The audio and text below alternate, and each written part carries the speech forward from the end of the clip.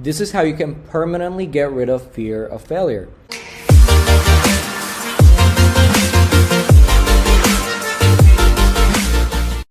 And really, to do this, you need to understand the root cause of it and the root cause of our problems. Look, I'll give you a couple examples. There's this boy. He was young. It was with his twin brother. They're in a park. A true story, by the way. His mom was like pushing them and everything. And one of the twins was asleep. The other one was awake. Now, there's this tiny dog comes by and starts barking. The brother who was awake, he enjoyed it. Like, hey, look at a dog. I'm rejoiced. But the kiddo who was sleeping got startled, right? He was scared. Oh my God, what's this barking noise? And to him, at such a young age, it meant danger. You know, what's going on? It really scared him. And ever since that moment, this dude had a phobia of dogs, even the tiny little ones, the chihuahuas, and he couldn't explain it.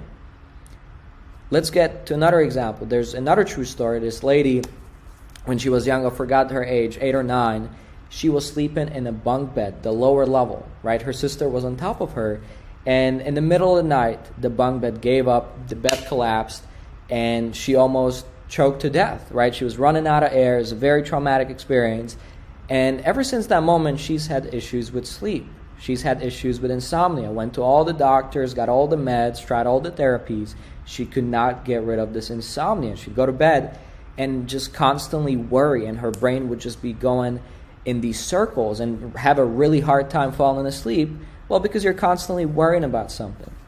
And then another example, say, and this was a true example too, I forgot the gentleman's name, but many of us have experienced this, including myself, something similar. He went in front of the class, said something stupid, kids laughed at him, including the teacher, and obviously as a little child, we jump to simple conclusions, right? We may not understand the complexities of life that, hey, I just made a mistake, no big deal. We tend to make things a little bit bigger than they seem, especially at such a young age. And he just jumped to the conclusion like, hey, I'm not smart. That's why all these kids are laughing at me. That's why I feel so embarrassed and humiliated. Ever since then, he felt like he's not good enough, he's not smart, and he's had issues in academics, workplace, etc., etc.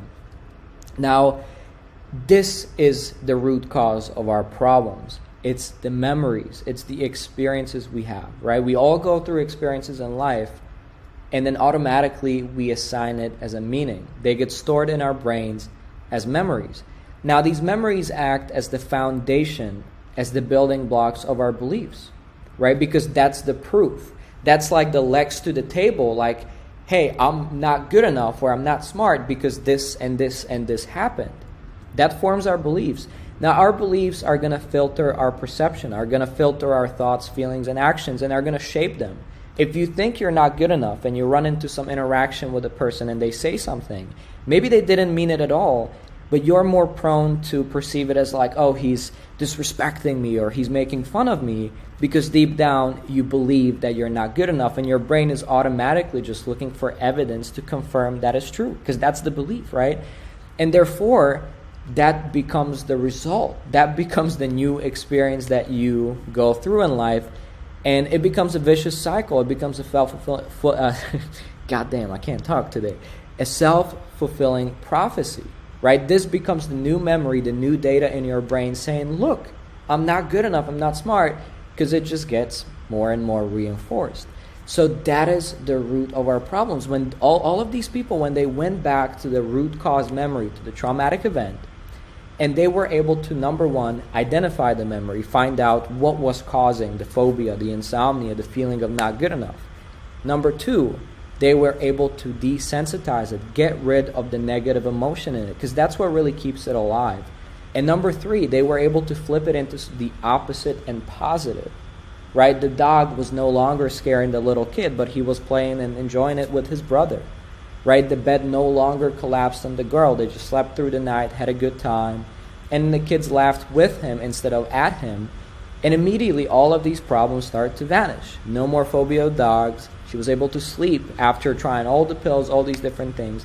And the kid finally, well, eventually the man who was in his 40s or something started feeling better about himself. And self-esteem was going up, self-confidence. And it all started with the memory. And the key to resolve these issues was again at the memory. That's why we developed a tool called memory flipping, because it really goes to the root cause of things. Many people start to try to work on the thoughts, feelings, and actions, right? You go to talk therapy and they try to talk about your different memories that you went through and what you thought about it, etc. But they never really change and deal with the memory in the first place, right? You learn about affirmations and visualization, and it helps a little bit, but we always have this internal conflict because, you keep telling yourself, I'm smart, I'm good at math, I'm good enough, but then you have all these evidences, all this proof in your brain, in your unconscious mind that says, no, it's not true. All of these different painful emotional events happen, and you can keep lying to yourself, but I have all this proof that it's not true, right? The brain cannot believe in two conflicting opposite ideas.